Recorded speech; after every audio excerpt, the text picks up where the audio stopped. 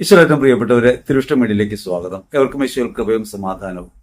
എന്തിനു വേണ്ടിയാണ് നാം ഈ ഭൂമിയിൽ ജീവിക്കേണ്ടത്? നാം ആരാണെന്നും നാം എവിടെ നിന്ന് വന്നു എവിടേക്ക് പോകുന്നുവെന്നും ഒരു നിശ്ചയ ബോധ്യം നമുക്കുണ്ട്. നമ്മൾ ദൈവത്തിൽ നിന്ന് വന്നവരാണെന്നും ദൈവത്തിലേക്ക് തിരികെ പോകുന്നവരാണെന്നും നശ്വരതയിൽ നിന്ന് അനശ്വരതയിലേക്കുള്ളൊരു യാത്രയിൽ അനശ്വരതയെ പ്രാപിക്കാനായി നാം എന്താണ് ചെയ്യേണ്ടത്? അത് ഈ ലോകത്ത് നിലനിൽക്കുന്നവയെ അതിൽ നിന്ന് വേറിട്ട് കാണാൻ പഠിക്കുകയാണ്. നാം ഇന്ന് കാണുന്ന ജീവിത സാഹചര്യങ്ങളൊക്കെ അപ്പാടെ സ്വീകരിക്കുകയും ഭൗതിക യാഥാർത്ഥ്യങ്ങൾക്ക് ഇണങ്ങും വിധം ജീവിക്കാനാണ് നാം ശ്രമിക്കുന്നതെങ്കിൽ അത് അനശ്വരതയിലേക്കുള്ള യാത്രയല്ല, ലോകസാമാന്യതയിൽ കുടുങ്ങിപ്പോകലാണ്. പ്രത്യേകിച്ചും സുവിശേഷം പ്രഘോഷിക്കുന്ന നമ്മൾ ക്രിസ്തുവിനെ ലോകത്ത് അവതരിപ്പിക്കാനായി ഐക്യപ്പെടുകയും ആ ദൗത്യം സ്വീകരിച്ച് മുൻപോട്ട് പോവുകയും ചെയ്യുന്ന നമ്മുടെ ജീവിതത്തെ സാധാരണത്വത്തിലല്ല കാണേണ്ടത്, സാധാരണത്വത്തിൽ അസാധാരണമായൊരു ജീവിതം നയിക്കാൻ നമുക്ക് കഴിയണമെന്ന് കൊറിന്ത്യർ ലേഖനം നമ്മെ പഠിപ്പിക്കുകയാണ്. 1 കൊറിന്ത്യർ ലേഖനത്തിൽ 9-ാം അധ്യായത്തിൽ 19 മുതൽ 27 വരെ തിരുവചനങ്ങളിൽ എങ്ങനെയാണ് ഒരു സുവിശേഷ പ്രഘോഷകൻ അല്ലെങ്കിൽ ഒരു ക്രൈസ്തവൻ ജീവിതത്തിൽ മാറിത്തീരേണ്ടത് എന്നതിനെ കുറിച്ചാണ് പഠിപ്പിക്കുന്നത്. മറ്റുള്ളവരോട് സുവിശേഷം പ്രഘോഷിക്കുന്ന ഞാൻ ഒടുവിൽ തിരസ്കൃതനാകാതിരിക്കാൻ എന്റെ ശരീരത്തെ കർശനമായി ഞാൻ നിയന്ത്രിക്കേണ്ടതുണ്ടെന്ന് പൗലോസ് കൊറിന്ത്യർ ലേഖനം 9:27 പഠിപ്പിക്കുന്നുണ്ട്. കർശനമായി എന്റെ ശരീരത്തെ നിയന്ത്രിക്കുക എന്ന് പറഞ്ഞാൽ എന്താണ്? പ്രസാദപരാവസ്ഥയിൽ ജീവിതത്തിന്റെ സമഗ്രത എന്ന് പറഞ്ഞൊരു കാര്യമുണ്ട്.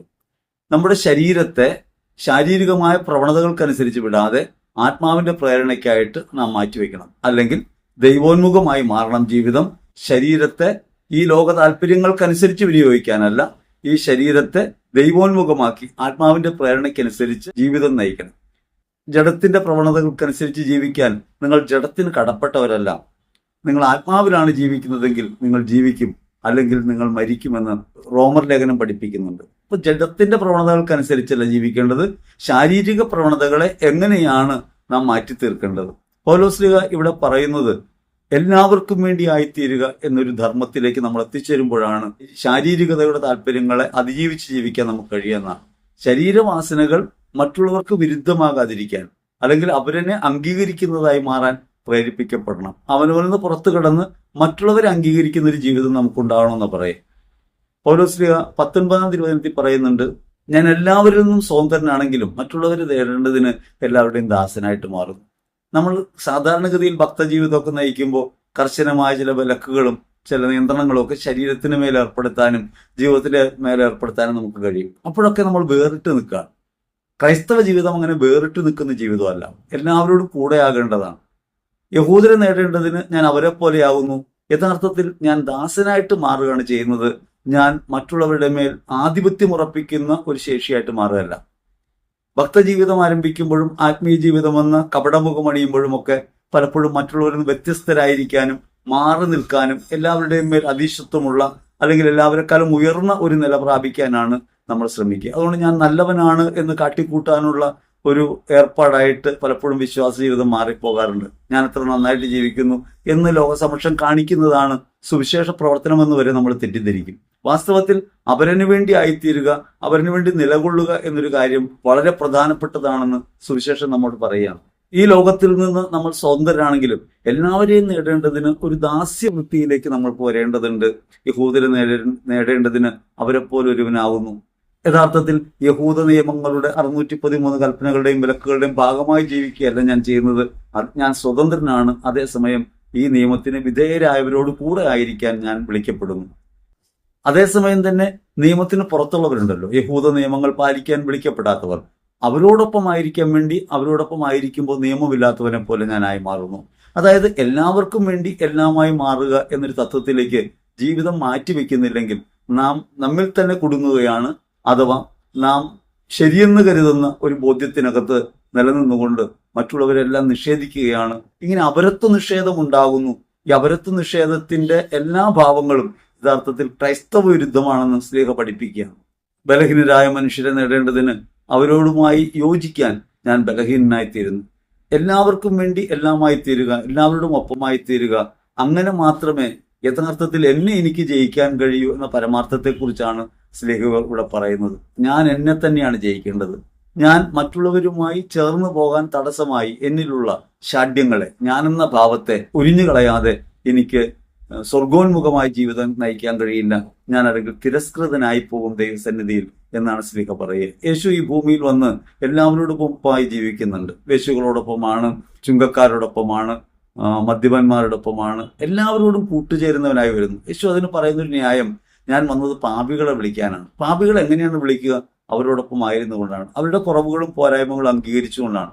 മറ്റുള്ളവരെ അംഗീകരിക്കുകയും അവരുടെ കുറവുകളും പോരായ്മകളെയും ഉയർത്തിക്കാട്ടി അവരെ കീഴ്പ്പെടുത്താതെയും എൻ്റെ നന്മയെക്കുറിച്ച് ഈ ലോകത്തോട് പറയുന്നത് എൻ്റെ ജീവിതം കൊണ്ടല്ലാതായി മാറുകയും ചെയ്യുന്ന ഒരു പ്രകൃതം പലപ്പോഴും നമുക്കുണ്ട്. ഇങ്ങനെയൊക്കെയാണ് ജീവിക്കേണ്ടതെന്ന് ലോകത്തോട് പറയാൻ എളുപ്പമാണ്, ലോകത്തെ ഉപദേശിക്കാൻ എളുപ്പമാണ്. പക്ഷേ ലോകത്തെ നേടുക എന്നതിന് അത് ഉപയുക്തമല്ല.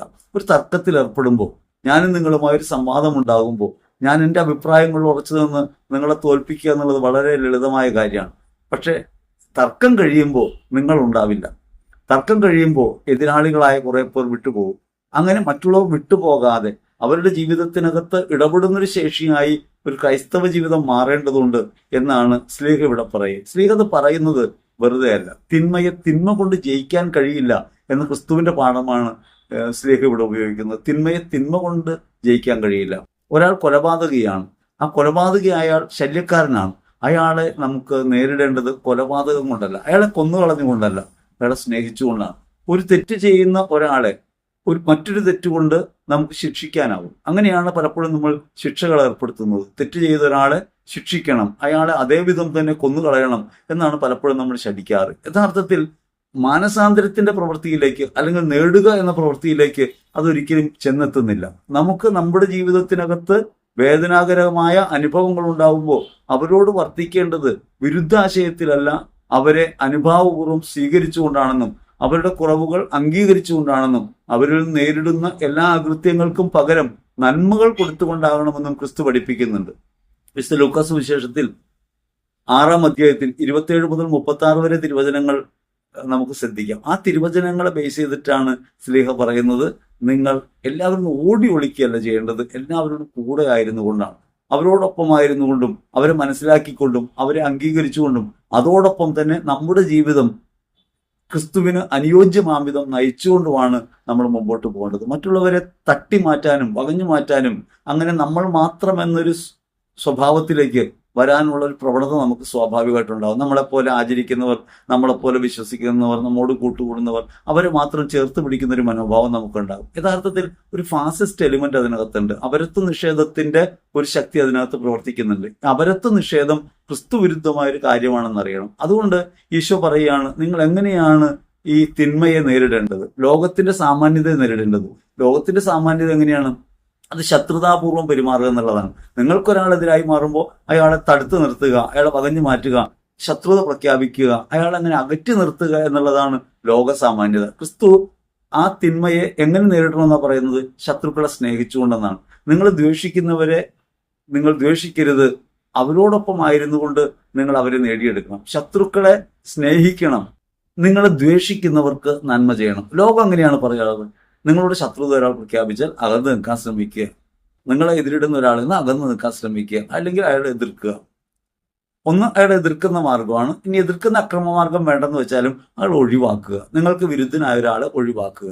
നിങ്ങളോട് ദുഷ്ടത പ്രവർത്തിക്കുന്ന ഒരാളെ അയാളെ ദ്വേഷിക്കുക, അയാളെ മാറ്റി നിർത്തുക. ജീവിതത്തിൽ നിന്ന് ഒരാളെ അടർത്തി മാറ്റുക എന്ന് പറഞ്ഞാൽ ക്രിസ്തുഭാവത്തിൽ നിന്ന് മാറിപ്പോകുക എന്നുള്ളതാണ്. ഈശോ ശിഷ്യന്മാരെ തിരഞ്ഞെടുക്കുമ്പോൾ തന്നെ ഒറ്റുകൊടുക്കുന്ന ഒരാളെ കൂടി ഉൾപ്പെടുത്തുന്നുണ്ട്. അവനെ കൂടി ഉൾപ്പെടുത്തിയിട്ടാണ്. യേശു അറിവില്ലാത്ത ഒരാളല്ല.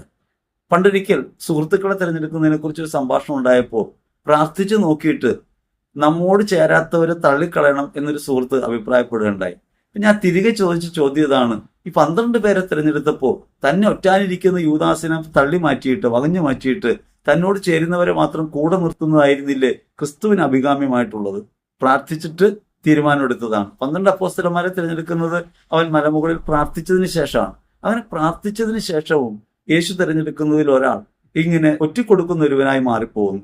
യഥാർത്ഥത്തിൽ അത് ക്രിസ്തുവിന് പറ്റിയ പിഴവാണോ അല്ലെങ്കിൽ ക്രിസ്തുവിന്റെ പൂർണ്ണതയാണോ? ക്രിസ്തു ആരെയും തള്ളിക്കളയുന്നില്ല, തനിക്കെതിരാകുന്നവരെ തള്ളിക്കളയുന്നില്ല. ഒരുപക്ഷെ ഇന്ന് നിങ്ങളോട് സംസാരിക്കുന്ന ഞാൻ തള്ളിക്കളയപ്പെടേണ്ട ഒരുവനായിരുന്നു. ക്രിസ്തു വിരുദ്ധനായി ജീവിച്ച ഒരാളാണ്. മാമോദീസയൊക്കെ സ്വീകരിച്ചതിന് ശേഷം 10-18 വർഷം ക്രിസ്തു ഇല്ലെന്ന് പഠിപ്പിച്ച ഒരാളാണ്. ഇതൊരു കഥാപാത്രമാണെന്നും ഇതൊക്കെ ഒരു കഥയാണെന്നും ഇതിലൊന്നും കഴമ്പില്ലെന്നും പറഞ്ഞുകൊണ്ടിരുന്ന ഒരാളാണ്. അപ്പൊ ക്രിസ്തു തന്റെ സ്നേഹം കൊണ്ടാണ്, തള്ളിക്കളയായക കൊണ്ടാണ്, എന്നെ ഏറ്റവും കൂടുതൽ അതിശയിപ്പിച്ചൊരു കാര്യം ഇതാണ്. ഇത്രയേറെ ദ്രോഹിച്ചിട്ടും ദൈവം എനിക്കെതിരാകുന്നില്ലല്ലോ. ലോകത്ത് മനുഷ്യർക്കൊന്നും സ്വീകരിക്കാൻ കഴിയാത്ത രീതിയിൽ ജീവിച്ച സാഹചര്യങ്ങൾ എനിക്കുണ്ട്. ആ ലോകത്തെ മനുഷ്യരൊക്കെ എന്നെ തള്ളിക്കളഞ്ഞപ്പോഴും, ഒരു പുഴുത്ത പട്ടിയെ പോലെ ഈ ലോകം എന്നെ അകറ്റി നിർത്തിയപ്പോഴും എന്നെ തള്ളിക്കളയാതെ പോയ ഒരാളെ എനിക്ക് ക്രിസ്തുവിൽ അറിയാം. ആ സ്നേഹമാണ് എന്നെ കീഴ്പ്പെടുത്തിയത്. ശത്രുക്കളെ എങ്ങനെ നേരിടണമെന്നാണ് ക്രിസ്തു പഠിപ്പിക്കുന്നത്. ശത്രുത എന്നതിന്റെ മുനയൊടിക്കുന്നതും ശത്രുത എന്ന ഭാവത്തെ നീക്കം ചെയ്യുന്നതും സ്നേഹം കൊണ്ടാകണം. ഒരുവൻ സ്നേഹിക്കാൻ ആരംഭിക്കുമ്പോൾ ലോകം എത്രത്തോളം അവനെ എതിർത്താലും ആ ലോകത്തിന്റെ മേൽ അവന് ആധിപത്യം ഉണ്ടാവും. ക്രിസ്തു തെളിയിക്കുന്ന ഒരു കാര്യം അതാണ്. ലോകം നിഷേധിക്കുകയും ലോകത്താൽ ക്രൂശിക്കപ്പെടുകയും ചെയ്യുമ്പോഴും ലോകത്തിൽ മുഴുവനും നിലനിൽക്കുന്ന ഒരു യാഥാർത്ഥ്യമായി ക്രിസ്തു മാറുന്നത് തന്റെ അർപ്പണബോധം കൊണ്ടാണ്. ഈ മറ്റുള്ളവരെ സ്വീകരിക്കുക എന്ന ബോധം കൊണ്ടാണ്. യേശു ഒരാളെയും തള്ളിക്കളയുന്നില്ല. ഒരാളെയും തള്ളിക്കളയാതിരിക്കാൻ ഇടയാകും വിധം വിശാലമായ ഹൃദയം ഉണ്ടാവുക ക്രിസ്തുവിലാണ്. അതുകൊണ്ട് ആത്മീയ ജീവിതത്തിൽ പ്രധാനപ്പെട്ട ഒരു കാര്യമായിട്ട് നമുക്ക് കാണാൻ കഴിയേണ്ടത്, നമുക്കെതിരായവരോട് സഹിഷ്ണുത ഉണ്ടാകുക, അവരെ സ്വീകരിക്കുന്ന മനോഭാവം ഉണ്ടാകുക, ആരോടും എതിരില്ലാതിരിക്കാൻ നോക്കുക, പ്രതിദ്വന്ദ്ി ഇല്ലാതെ ജീവിക്കാൻ ശ്രമിക്കുക. പലപ്പോഴും നമ്മൾ ആശയപരമായ കാര്യങ്ങളെക്കുറിച്ച് വിമർശനങ്ങൾ ഉന്നയിക്കും, പറയുന്ന തെറ്റുകളെക്കുറിച്ച് നമ്മൾ പറയും. പക്ഷെ ഒരു വ്യക്തിയെ നമുക്ക് തിരിച്ചറിയേണ്ടതുണ്ട്. അയാൾ ക്രിസ്തുവിനാണെന്നും അയാൾ ജീവിക്കുന്നത് ക്രിസ്തുവാണെന്നും. ഒരുപക്ഷെ അയാൾ പോലും അറിഞ്ഞിട്ടില്ല. അയാളുടെ ഒരു ക്രിസ്തുഭാവമുള്ളത് അയാൾക്ക് പോലും ബോധ്യമായിട്ടില്ല. അയാൾക്ക് പോലും ബോധ്യമാകാത്ത, അയാൾ ഹൃദയം കൊണ്ട് ആരാധിക്കാത്ത ക്രിസ്തുവിനെ അയാളിൽ കണ്ടുകൊണ്ട് നമുക്ക് ആരാധിക്കാൻ കഴിയുമ്പോഴാണ് ശത്രുക്കളെ സ്നേഹിക്കുക എന്ന ക്രിസ്തുപാഠം നമ്മൾ യാഥാർത്ഥ്യമായിട്ട് മാറുക. അവിടെയാണ് പൗലോസ്ലീഹ പറഞ്ഞത്, ഞാൻ യഹൂദരുടെ കൂടെ ആയിരിക്കുമ്പോൾ യഹൂദരെ പോലെയായി, വിജാതിയരുടെ കൂടെ ഇരിക്കുമ്പോൾ ഞാൻ വിജാതിയരെ പോലെയായി. നിയമമില്ലാത്തവനായിട്ടല്ല, നിയമം ക്രിസ്തുവിന്റെ നിയമമാണ് എന്നിൽ ഉള്ളതെന്നുകൊണ്ടാണ്. ക്രിസ്തുവിന്റെ നിയമം എന്താണ്? പരസ്പരം സ്നേഹിക്കുക എന്നുള്ളതാണ്, സ്നേഹത്തിൽ വർദ്ധിക്കുക എന്നുള്ളതാണ്. അതിന് നിഷേധമാകാത്ത വിധം ഈ ലോകത്തെ സ്വീകരിക്കാനും സ്നേഹിക്കാനും ചേർത്ത് പിടിക്കാനും നമുക്ക് കഴിയുമെങ്കിൽ മാത്രമേ ക്രിസ്തുവിനെ നാം തിരിച്ചറിഞ്ഞുവെന്ന് ലോകത്തോട് പറയാൻ പറ്റൂ. പ്രകാശമായ ക്രിസ്തുവിനെ വെളിപ്പെടുത്താനായിട്ട് നമുക്ക് അന്ധകാരത്തിൽ സ്വയം പ്രകാശിക്കുക എന്നുള്ളത് മാത്രമാണ് മാർഗം. ആ സ്വയപ്രകാശനത്തിന്റെ ഒരു മാർഗമാണ് ശത്രുക്കളെ സ്നേഹിക്കുന്നതും ദ്വേഷിക്കുന്നവർക്ക് നന്മ ചെയ്യുന്ന പ്രവൃത്തി. നമ്മോട് തിന്മ പ്രവർത്തിക്കുന്നവരോട് തിന്മ പ്രവർത്തിക്കാതിരിക്കുക എന്നതിലൂടെ ലോകത്തിന് മുമ്പിൽ നമുക്ക് വെളിപ്പെടുത്താനാവുന്നത് ക്രിസ്തുവിനെയാണെന്ന് ഓർക്കണം. ഈ ക്രിസ്തുവിനെ വെളിപ്പെടുത്തുക എന്ന ദൗത്യമാണ് സുവിശേഷ പ്രഘോഷണം എന്ന കാര്യവും നമ്മൾ തിരിച്ചറിയണം. ഈ ലോകത്ത് നിരന്തരം ശാപവാക്കുകളും അധിക്ഷേപവും ഒക്കെ കേൾക്കുന്നവരാണ് നമ്മൾ.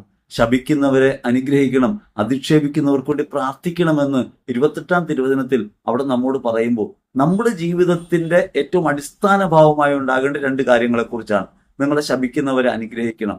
പത്രോസ്ലീഹ അത് കൃത്യമായിട്ട് പറയുന്നുണ്ട്. ശപിക്കുന്നവരെ അനുഗ്രഹിക്കുവിൻ, അനുഗ്രഹിക്കുകയല്ലാതെ ശപിക്കരുത്. നിങ്ങളോട് തിന്മ പറയുന്ന ഒരാളെ തിരിച്ച് തിന്മ പറഞ്ഞ് തോൽപ്പിക്കാൻ എളുപ്പമാണ്. ലോകത്തിന്റെ ക്രമം അതാണ്. ലോകം എപ്പോഴും പറയുന്നതാണ്, ഇങ്ങോട്ട് പറയുന്നത് പോലെ അങ്ങോട്ടും. എന്നോട് അങ്ങനെ പറഞ്ഞു ഞാനും തിരിച്ചു പറയും. ഇതാണല്ലോ നമ്മുടെ സാമാന്യഭാവം. ഈ സാമാന്യഭാവം യഥാർത്ഥത്തിൽ നമ്മെ തരം താഴ്ത്തുകയാണ്. നമ്മെ ശപിക്കുന്ന ഒരാളെ അനുഗ്രഹിക്കുന്ന ഒരാളായിട്ട് നമുക്ക് മാറാൻ പറ്റണം. 1 പത്രോസ് 3:9 പറയുന്നുണ്ട്, ശപിക്കുന്നവരെ അനുഗ്രഹിക്കുവിൻ, അനുഗ്രഹിക്കുകയല്ലാതെ ശപിക്കരുത്. വചനം മുഴുവൻ പഠിപ്പിക്കുന്നതിന്റെ അകക്കാമ്പായിട്ടുള്ളത് ലോകത്തോട് വർത്തിക്കേണ്ട ഒരു മാതൃകയെക്കുറിച്ചാണ്. എങ്ങനെയാണ് ലോകത്ത് വർത്തിക്കേണ്ടത്? ഈ ലോകത്ത് മറ്റുള്ളവരെ സ്നേഹിച്ചുകൊണ്ടാണ്. ആ സ്നേഹം പ്രകടമാകേണ്ടത് നമ്മെ സ്നേഹിക്കുന്ന ഒരാളെ സ്നേഹിക്കുമ്പോഴല്ല, നമ്മെ എതിർക്കുകയും ദ്വേഷിക്കുകയും ചെയ്യുന്ന ഒരാളെ കൂടെ ചേർത്ത് നിർത്തുമ്പോഴാണ്. അവിടെയാണ് പറയുന്നത് ശപിക്കുന്നവരെ അനുഗ്രഹിക്കണം. യഥാർത്ഥത്തിൽ ശാപം എന്നത് ഫലിക്കുന്ന ഒരു കാര്യമല്ല. നിങ്ങളെ ഒരാൾ ശപിച്ചാൽ അത് ഫലിക്കാൻ പോകുന്നില്ല. അതിന് കാരണം നിങ്ങളെ ലോകത്തേക്ക് വിട്ടത് ദൈവമാണ്. ദൈവത്തിന്റെ പ്ലാനും പദ്ധതി അനുസരിച്ച് ഭൂമിയിൽ വന്ന നിങ്ങളുടെ ജീവിതത്തെ മറ്റൊരാൾക്ക് ശാപവാക്കുകൊണ്ട് മാറ്റി തീർക്കാൻ കഴിയില്ല. വാക്കാലാണ് ദൈവം നമ്മെ അനുഗ്രഹിക്കുന്നതെങ്കിൽ മറുവാക്കുകൊണ്ട് നമ്മെ എതിർക്കാനായിട്ട് ലോകത്തിന് കഴിയില്ല. വചനമായ ക്രിസ്തു നമ്മിൽ വസിക്കുകയും ക്രിസ്തുവിന്റെ പദ്ധതിയായി നമ്മുടെ ജീവിതം മാറുകയും ചെയ്യുന്നു എന്ന യാഥാർത്ഥ്യബോധം നമുക്കുണ്ടെങ്കിൽ ശപിക്കുന്ന ഒരാൾ എത്ര വ്യർത്ഥതയിലാണ് നമുക്ക് തിരിച്ചറിയാൻ പറ്റും. അപ്പോൾ തിരിച്ച് ശപിക്കുക എന്നുള്ളത് ലോകസാമാന്യതയാണ്. ക്രിസ്തു പഠിപ്പിക്കുന്നത് അവരെ അനുഗ്രഹിക്കണമെന്നാണ്. അനുഗ്രഹം അവകാശമാക്കാൻ വിളിക്കപ്പെട്ടവരാണ് നമ്മൾ. എങ്ങനെയാണ് അനുഗ്രഹം അവകാശമാക്കുക? മറ്റുള്ളവരെ അനുഗ്രഹിച്ചുകൊണ്ടാണ്. അതുകൊണ്ട് നമുക്കെതിരായി മാറുന്നവരോട് നാം പുലർത്തേണ്ട ജീവിത മാതൃകയെക്കുറിച്ചാണ് ക്രിസ്തു നമ്മെ പഠിപ്പിക്കുന്നത്. ഈ മാതൃക എല്ലാവരെയും നിഷേധിക്കാത്തതാണെന്ന് അറിയണം. അതുകൊണ്ട് ശപിക്കുന്നവരെ അനുഗ്രഹിക്കാൻ പറ്റണം, അധിക്ഷേപിക്കുന്നവർക്ക് വേണ്ടി പ്രാർത്ഥിക്കണം. എത്രയേറെ അപമാനങ്ങൾ, അപവാദങ്ങൾ നമ്മെക്കുറിച്ച് ലോകത്തിന് പറയാനുണ്ടാവും. നിരന്തരമായ അധിക്ഷേപ വാക്കുകൾ നമ്മൾ കേൾക്കുന്നുണ്ടാവും. ഈ അധിക്ഷേപ വാക്കുകൾ കേൾക്കുമ്പോൾ നമ്മൾ യഥാർത്ഥത്തിൽ ഓർക്കേണ്ടത്, അവർ നമ്മെ തിരിച്ചറിയുന്നില്ല എന്നതിനേക്കാൾ നമ്മിലുള്ള ക്രിസ്തുവിനെ അവർ മനസ്സിലാക്കുന്നില്ല. നമ്മളുടെ ക്രിസ്തുവിനെ ഒരാൾ തിരിച്ചറിഞ്ഞാൽ പിന്നെ അയാൾക്ക് ശപിക്കാനും അധിക്ഷേപിക്കാനും കഴിയും. അതുകൊണ്ട് അധിക്ഷേപ വാക്കുകൾ കേൾക്കുമ്പോൾ അവരോട് നമുക്കുണ്ടാകേണ്ടത് പ്രാർത്ഥനയാണ്.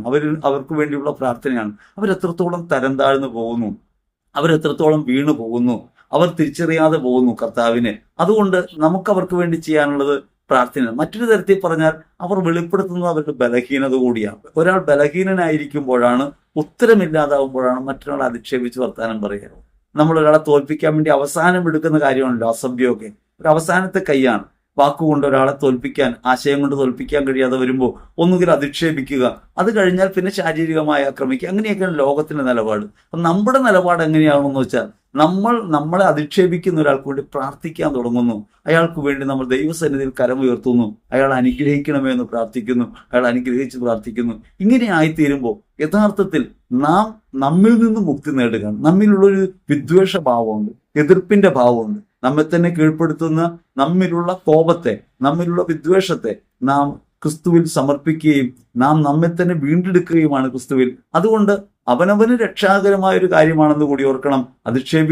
അധിക്ഷേപിക്കുന്നവർക്ക് വേണ്ടി പ്രാർത്ഥിക്കുമ്പോൾ അവനവനെ തന്നെ അനുഗ്രഹത്തിന് പാത്രമാക്കുകയാണ് നമ്മളെന്ന് തിരിച്ചറിയാൻ കൂടി വേണം. അങ്ങനെ ക്രിസ്തു സ്നേഹത്തിലാണ് നമ്മൾ ഈ ഭൂമിയിൽ ജീവിക്കുന്നതെങ്കിൽ യഥാർത്ഥത്തിൽ നമുക്കെതിരെ ഉണ്ടാകുന്ന എല്ലാത്തരം പ്രവൃത്തികളെയും സ്നേഹം കൊണ്ട് കീഴ്പ്പെടുത്താൻ നമുക്ക് കഴിയും. കുരിശിൽ മരിച്ച ക്രിസ്തു ലോകത്ത് പരാജിതനാകുകയെല്ലാം വിജയം വരിക്കുകയാണ്. ലോകത്തിന്റെ സാമാന്യ യുക്തിക്ക് ക്രിസ്തുവിന്റെ മരണം ഒരു പരാജയമാണ്. എന്നാൽ അത് ദൈവത്തിന്റെ അനശ്വരമായ പ്രകാശത്തിൽ ഒരു മഹത്വീകരണത്തിന്റെ ഇടമാണ്. ക്രിസ്തു കുരിശിൽ മരിക്കുമ്പോൾ മഹത്വപ്പെടുകയാണ് ചെയ്യുന്നത്. അതുകൊണ്ട് നമ്മുടെ ജീവിതത്തിൽ അധിക്ഷേപം വെക്കുമ്പോൾ നമ്മൾ തരംതാണു പോകുന്നുവെന്ന് ഓർത്ത് നമ്മൾ ആദി പിടിക്കുകയല്ല വേണ്ടത്.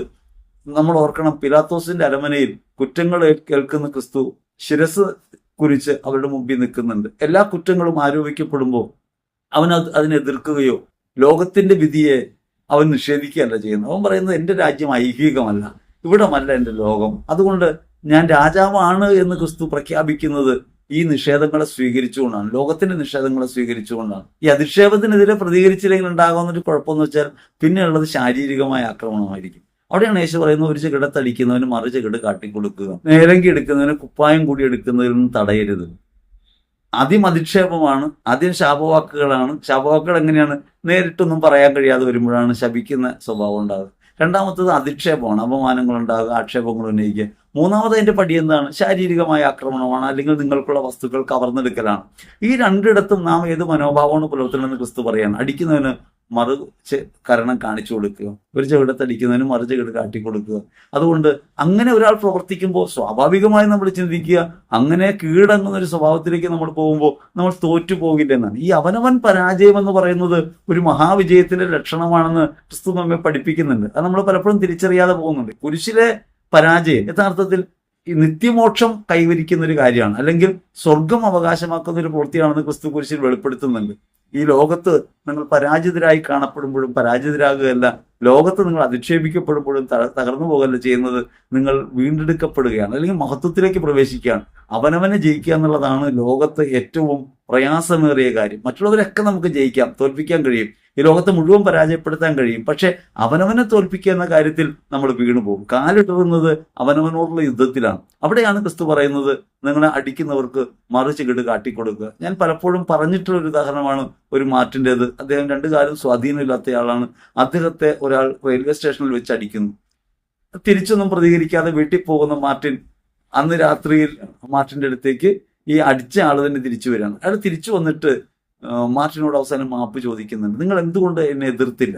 എതിർക്കാതെ പോകുമ്പോൾ ശത്രുത എന്ന് പറയുന്ന ആ ഒരു കാഠിന്യമുള്ള സ്വഭാവത്തിന് നിലനിൽപ്പില്ലാതെ പോകും.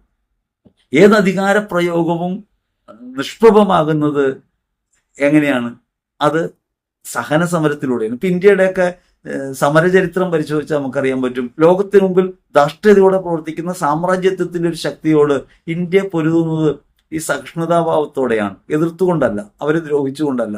യഥാർത്ഥത്തിൽ ഒരു വിപ്ലവം നടക്കാനുള്ള എല്ലാ സാഹചര്യങ്ങളുമുള്ള ഒരു രാജ്യത്ത് സഹന സമരത്തിലൂടെ എങ്ങനെയാണ് അവരെന്നെ നമുക്ക് നിർവീര്യനാക്കാൻ കഴിയുക എന്നുള്ളത് വെളിപ്പെടുത്തപ്പെട്ടിട്ടുണ്ട് ഭൗതികമായി പോലും. വാസ്തവത്തിൽ ഈ പറഞ്ഞ സഹന സമരത്തിന്റെ ഒരു മാതൃക ക്രിസ്തുവിൽ നിന്നുണ്ടാകുന്നതാണ്. ക്രിസ്തു ഒരിക്കലും പരാജയപ്പെടുകയല്ല, മഹത്വത്തോടെ ഉയർക്കുകയാണ്. അതുകൊണ്ട് നമ്മുടെ ജീവിതത്തിൽ മറ്റുള്ളവർ നമ്മെ അടിക്കുമ്പോൾ ആ അടി കൊള്ളുന്നത് നമ്മൾ തടുക്കാതിരുന്നാൽ, സ്വാഭാവികമായി ലോകപ്രകാരത്തിലാണെങ്കിൽ നമ്മൾ പരാജിതരായിട്ട് കണക്കാക്കപ്പെടും. പക്ഷെ നാം കൊള്ളുന്ന ഓരോ അടിയും, അങ്ങനെ എതിർക്കാതിരിക്കുന്ന ഓരോ അനുഭവങ്ങളും അവരുടെ ഹൃദയത്തിൽ തീ കൂട്ടുന്നതായിട്ട് മാറും. ഇനി നമ്മുടെ കയ്യിൽ നിന്ന് എന്തെങ്കിലുമൊക്കെ എടുത്തിട്ട് പോകും. മേലങ്കി എടുക്കുന്നവന് കുപ്പായം കൂടി എടുക്കാനായിട്ട് അനുവദിക്കുക, തടയാതിരിക്കുക എന്ന് പറയുമ്പോൾ നമ്മെ ഇങ്ങനെ കവർന്നെടുക്കുന്ന, നമ്മുടെ മേലെ ആധിപത്യം പുലർത്തുന്ന, നമ്മുടേതൊക്കെ സ്വന്തമാക്കിക്കൊണ്ട് പോകുന്ന ആളുകളോട് സാമാന്യഗതിയിൽ നമുക്കുണ്ടാകാവുന്ന അഭിപ്രായം എന്താണ്? ഒന്ന് തടയുക എന്നത്, നേരിടുക എന്നുള്ളതാണ്, അല്ലെങ്കിൽ പിടിച്ചു വാങ്ങുക എന്നുള്ളതാണ്. നമ്മൾ അപ്രകാരം ചെയ്യാതെ പോകുമ്പോൾ വാസ്തവത്തിൽ അവരന്റെ ഹൃദയത്തെ അത് ദ്രവിപ്പിക്കും, അവരന്റെ മനോഭാവത്തെ അത് തിരുത്തുമെന്നാണ് വചനം പഠിപ്പിക്കുന്നത്. നമുക്ക് അത്തരമൊരു അനുഭവം ഴാങ് വാൽഴാങ്ങിന്റെ കഥയിൽ കാണാം, പാവങ്ങൾ എന്ന വിക്ടർ യൂഗോയുടെ കഥയിൽ കാണാം. അവിടെ മെത്രാന്റെ അരമനയിൽ നിന്ന് ഴാങ് വാൽഴാങ് മോഷ്ടിച്ചു കൊണ്ടുപോകുന്ന തിരിക്കാലുകളുമായി പോലീസ് ഉദ്യോഗസ്ഥൻ മെത്രാന്റെ അരികിൽ കൊണ്ടിരുന്നുണ്ട്. മെത്രാൻ ഇത് ഞാൻ കൊടുത്തതാണ്, ഇവൻ മോഷ്ടിച്ചതല്ലെന്ന് പറയുമ്പോൾ യഥാർത്ഥത്തിൽ ഴാങ് വാൽഴാങ് അത്രയും കാലം അനുഭവിച്ച തിരസ്കൃതമാകുന്ന എല്ലാ അനുഭവങ്ങളിൽ നിന്നും മോചിതനാകുന്നുണ്ട്. അയാൾ അനുഭവിച്ച കഷ്ടതകളും ജയിൽവാസവും എല്ലാം മറന്നു പോകുന്നുണ്ട്. അയാൾ ക്രിസ്തുവിലേക്ക് ആകൃഷ്ടനാകുന്നുണ്ട്. പിറ്റേന്ന് മുതൽ കത്തീഡ്രൽ ദേവാലയത്തിന് മുമ്പിൽ അയാൾ പ്രാർത്ഥിക്കുന്നത് കാണാൻ പറ്റും. ഇവൻ എന്റെ സഹോദരൻ, തള്ളിക്കളയപ്പെടേണ്ട ഒരുവനാണ്, മോഷ്ടാവെന്ന് വിളിക്കപ്പെടേണ്ട ഒരുവനാണ്, പോലീസ് തൊണ്ടിയോടെ പിടിച്ചൊരുവനാണ്. അവിടെ മെത്രാൻ പറയുന്നത് ഇവൻ എന്റെ സഹോദരൻ. ഇവനെ അറിയുമോ എന്ന ചോദ്യം ഓരോ ഘട്ടത്തിലും നമ്മുടെ മുമ്പിൽ ഉണ്ടാകും. നമ്മെ ദ്രോഹിക്കുന്നവരും എതിർക്കുന്നവരെയൊക്കെ അറിയുമോ എന്നൊരു ചോദ്യം ക്രിസ്തുവിൽ നിന്നുണ്ടാകുമെങ്കിൽ, ഇവൻ എന്റെ സഹോദരൻ എന്ന് എനിക്കും നിങ്ങൾക്കും പറയാൻ കഴിഞ്ഞില്ലെങ്കിൽ എങ്ങനെയാണ് ക്രിസ്തുവിന്റെ സാഹോദര്യം യാഥാർത്ഥ്യമായിട്ട് മാറുക? അതുകൊണ്ട് നിങ്ങൾ ദ്രോഹിക്കുന്നവരെ നിങ്ങൾ സ്വീകരിക്കാനും, നിങ്ങളുടേതൊക്കെ കവർന്നെടുക്കുന്നവരോട് അനുകമ്പാപൂർവം പ്രവർത്തിക്കാനും, അവരെ തടയാതിരിക്കാനും കഴിയും വിധം ഹൃദയത്തെ നമുക്ക് ദൃഢീകരിക്കാൻ കഴിയണം ക്രിസ്തുവിൽ. അപ്പോഴാണ് യഥാർത്ഥത്തിൽ മത്സരക്കളത്തിൽ ഓട്ടം പൂർത്തിയാകുക എന്ന് വചനം നമ്മെ ഓർമ്മിപ്പിക്കുക. നിന്നോട് ചോദിക്കുന്ന ഏവനും കൊടുക്കുക, നിന്റെ വസ്തുക്കൾ എടുത്തുകൊണ്ട് പോകുന്നവനോട് തിരികെ ചോദിക്കരുത് എന്നൊക്കെ പറയുമ്പോൾ സാമാന്യഗതിയിൽ നമ്മൾ പറയാനിടയുള്ള ഉത്തരവ് എന്താണ്? ഇതൊക്കെ പറയാൻ കൊള്ളാം, ചെയ്യാൻ കഴിയില്ലെന്നാണ്. പണ്ടൊരിക്കൽ നിരീശ്വരവാദിയായ ഒരു സുഹൃത്ത് സുവിശേഷത്തെ വിമർശിക്കുന്നതും കാണാനിടയെ. നടക്കാനിടയില്ലാത്ത കുറെ കാര്യങ്ങളെ കുറിച്ചാണ് പറയുക എന്നുള്ളതാണ്. നടക്കാനിടയാകാത്ത കുറെ കാര്യങ്ങളെ കുറിച്ച് പറയുക എന്നുള്ളത് ഒരു പോഷകാണ്. വാസ്തവത്തിൽ അത് നടന്നിട്ടുണ്ട്. ലോക ചരിത്രത്തിൽ ക്രൈസ്തവ മാനവികത തുടർന്നു വന്നത് ഇപ്രകാരമുള്ള അനുഭവങ്ങളിലൂടെയാണ്. ശുദ്ധാത്മാക്കളൊക്കെ വെളിപ്പെടുത്തിയ കാര്യമാണത്. ഈ ലോകത്ത് എങ്ങനെയാണ് വ്യാപരിക്കേണ്ടതിനെ കുറിച്ച് വ്യക്തമായ ബോധ്യം ജീവിതം വഴി പ്രസരിപ്പിക്കാൻ നമുക്ക് കഴിഞ്ഞിട്ടുണ്ട്. ക്രൈസ്തവ ജീവിതത്തിന്റെ മഹത്വം അതാണ്. ഇതിൻ്റെയൊക്കെ അടിസ്ഥാനത്തിലുള്ളത് മറ്റുള്ളവർ നിങ്ങളോട് എങ്ങനെ പെരുമാറണം നിങ്ങൾ ആഗ്രഹിക്കുന്നുവോ അതുപോലെ അവരോടും പെരുമാറണം. മറ്റുള്ളവർ നിങ്ങളോട് എങ്ങനെ പെരുമാറണമെന്നാണ് നിങ്ങൾ ആഗ്രഹിക്കുന്നത്? നിങ്ങളെ സ്നേഹിക്കണമെന്നും, നിങ്ങളെ പ്രശംസിക്കണമെന്നും, നിങ്ങൾ അംഗീകരിക്കണമെന്നും, നിങ്ങൾക്ക് അവരുടെ കയ്യിലുള്ളത് തരണമെന്നും, അങ്ങനെയൊക്കെയല്ലേ, ചേർത്ത് പിടിക്കണമെന്നൊക്കെ അല്ലേ, അതല്ലേ നിങ്ങൾ ആഗ്രഹിച്ചുകൊണ്ടിരിക്കുന്നത്? അത് മറ്റുള്ളവരോട് ചെയ്യുക. അവർ എങ്ങനെയാണ് നിങ്ങളോട് പെരുമാറേണ്ടതെന്നാണ് നിങ്ങൾ കരുതുന്നത്, അതുപോലെ അവരോട് പെരുമാറാൻ കഴിയും. ഇത് തന്നെയാണ് ശ്രീനാരായണ ഗുരു പിന്നീട് പറയുന്നത്, അവനവൻ ആത്മസുഖത്തിന് ആചരിക്കുന്നവ അവരന് ഗുണത്തിനായി വരണം. മറ്റുള്ളവർക്ക് നന്മയായിട്ട് മാറണം. അത് അവനവൻ എത്രത്തോളം നമ്മുടെ ആത്മത്തിന് വേണ്ടി ആഗ്രഹിക്കുന്നുവോ അത് അവരനുണ്ടാവാൻ വേണ്ടി പ്രാർത്ഥിക്കണം. അതേപോലെ തന്നെ അവരനിൽ നിന്ന് യഥാർത്ഥത്തിൽ നമ്മൾ എന്താണ് ആഗ്രഹിക്കുന്നത് അതേപോലെ അവരനോട് പെരുമാറാൻ നമുക്ക് കഴിയണം. ഇന്ന് ലോകത്ത് സാധാരണ കേൾക്കുന്ന കാര്യമാണ് നിങ്ങളെ സ്നേഹിക്കുന്നവരെ സ്നേഹിക്കണം, നിങ്ങളെ സ്നേഹിക്കാത്തവരെ അകറ്റി നിർത്തണം, അവരുമായിട്ട് കൂട്ടുകെട്ടരുത്, ബന്ധങ്ങളിൽ തുടരാൻ കഴിയില്ല എന്നൊക്കെയാണ് സാമാന്യഗതി നമ്മൾ കേട്ടുകൊണ്ടിരിക്കുന്നത്. നിങ്ങളെ സ്നേഹിക്കാത്തവരെ നിങ്ങൾ അകറ്റി നിർത്തണം. യഥാർത്ഥത്തിൽ ക്രിസ്തു പറയാണ്, നിങ്ങളെ സ്നേഹിക്കുന്നവരെ നിങ്ങൾ സ്നേഹിക്കുന്നതിൽ എന്താണ് അർത്ഥമുള്ളത്? പാപികളും അങ്ങനെ ചെയ്യുന്നില്ല. പാപികളെന്ന് വെച്ചാൽ ഈ ലോകവുമായി ബന്ധപ്പെട്ട് ജീവിക്കുന്നവരെ കുറിച്ചാണ് പറയുന്നത്. അപ്പോൾ ക്രൈസ്തവ ജീവിതത്തിൽ നാം പുലർത്തേണ്ട ഒരു സ്നേഹഭാവം എന്താണ്? നമ്മെ സ്നേഹിക്കുന്നവരെ സ്നേഹിക്കുക എന്നുള്ളതല്ല. നമ്മുടെ എതിർക്കുന്നവരെ, നമുക്കെതിരായവരെ, നമ്മളെ വേണ്ടാത്തവരെ, നമ്മളെ അകറ്റുന്നവരെ, അവരെ സ്നേഹിക്കാനാണ് പറയുന്നത്. സ്നേഹം എന്ന് പറയുന്നത് സ്വയം നിഷേധം കൊണ്ടുണ്ടാകുന്ന കാര്യമാണ്. മറ്റത് സ്വാർത്ഥമാണ്, ഇഷ്ടമാണ്. ആ ഇഷ്ടത്തിലാകാൻ നമുക്ക് എളുപ്പമാണ്. അപ്പോൾ സമാനഗതിയുള്ളവരെ നമുക്ക് ഇഷ്ടപ്പെടാൻ പറ്റും. നമുക്കെതിരായവരോടും വിയോജിപ്പുള്ളവരോടും വിരുദ്ധാഭിപ്രായമുള്ളവരോടും ഒക്കെ നമുക്ക് ഒരു സഹിഷ്ണുത പുലർത്താൻ കഴിയുന്നവിടെയാണ് അവരെ സ്നേഹിക്കുമ്പോഴാണ്. നമ്മെ സ്നേഹിക്കുന്നവരെയല്ല നമ്മൾ സ്നേഹിക്കേണ്ടത്, നമ്മളെ സ്നേഹിക്കാത്തവരെ സ്നേഹിക്കാൻ പഠിക്കണം. നമ്മളെ സ്നേഹിക്കുന്നവരെ സ്നേഹിക്കുന്നതിൽ സാമാന്യമായി ഒരു വിശേഷവും ഇല്ല. അത് പാപികൾ ചെയ്യുന്ന പ്രവൃത്തിയാണ്. ലോകത്തുള്ള സാധാരണ എല്ലാവർക്കും ചെയ്യാൻ കഴിയുന്ന പ്രവൃത്തിയാണ്. നമുക്ക് വ്യത്യസ്തത ഉണ്ടാവണമെന്ന വചനം പറയുക. അതുകൊണ്ട് സ്നേഹം എന്നതിന്റെ യഥാർത്ഥ അർത്ഥം തിരിച്ചറിഞ്ഞ് നമുക്ക് സ്നേഹിക്കാൻ പറ്റണം. ക്രിസ്തു എങ്ങനെയാണ് ലോകത്തെ സ്നേഹിക്കുന്നത്? ക്രിസ്തു വിരുദ്ധമായി ജീവിക്കുന്ന, ദൈവവിരുദ്ധമായി ജീവിക്കുന്ന, ദൈവദ്രോഹമായി മാറുന്ന എല്ലാവരോടും ക്രിസ്തു സ്നേഹഭാവത്തിലാണ്. ഒരാളെയും തള്ളിക്കളയുന്നില്ല. ആരോടാണ് ക്രിസ്തുവിന് വിദ്വേഷമുള്ളത്? ഒരാളോടും വിദ്വേഷമില്ല. എല്ലാവരെയും സ്വീകരിക്കുന്ന മനോഭാവമാണ്. അങ്ങനെ സ്നേഹിക്കാൻ നമുക്ക് കഴിയണമെങ്കിൽ നമ്മുടെ ഹൃദയം ക്രിസ്തു സമാനമായി തീരണം. അവിടെയാണ് ക്രിസ്തുവിലായിത്തീരുക, ദൈവത്തിന്റെ ആത്മാവിനാൽ നയിക്കപ്പെടുക എന്നതിനൊക്കെ അർത്ഥം ഉണ്ടാകുന്നത്. ഞാൻ ക്രിസ്തുവിന്റെ ആത്മാവിനാണ് നയിക്കപ്പെടുന്നതെങ്കിൽ എനിക്കെതിരായവരോട് അനുകമ്പാർദ്രമായ സ്നേഹം എനിക്കുണ്ടാകണം. ദ്രോഹിക്കുന്നവരെയും ദ്വേഷിക്കുന്നവരെയും അകറ്റി നിർത്താതിരിക്കാനും അവർക്കെതിരാകാതിരിക്കാനും എനിക്ക് കഴിയണം. അവർക്ക് അവരുടെ അഭിപ്രായം പറയാനുള്ള അവകാശമുണ്ടെന്നും അവർക്ക് എന്നെ അപമാനിക്കാനുള്ള അവകാശമുണ്ടെന്നും ഇത് അവരുടെ അവകാശമാണെന്നും തിരിച്ചറിയാൻ എനിക്ക് പറ്റണം. അങ്ങനെ അവരന് എന്നോട് വിദ്വേഷം പുലർത്താൻ അവകാശമുണ്ടെന്നും അവനെ സ്നേഹിക്കുക എന്നുള്ളത് എൻ്റെ ദൈവിക കടമയാണെന്നും ഞാൻ തിരിച്ചറിയുമ്പോഴാണ് ക്രിസ്തുവിന്റെ പാപക്ഷമ എനിക്കൊരു അനുഭവമായിട്ട് മാറുക. നാം നന്മയൊക്കെ ചെയ്യുന്നത് നമുക്ക് നന്മ ചെയ്യുന്നവർക്കാണ്. നമുക്കൊരു സമ്മാനം തരുന്നവർക്ക് തിരിച്ചൊരു സമ്മാനം കൊടുക്കണം.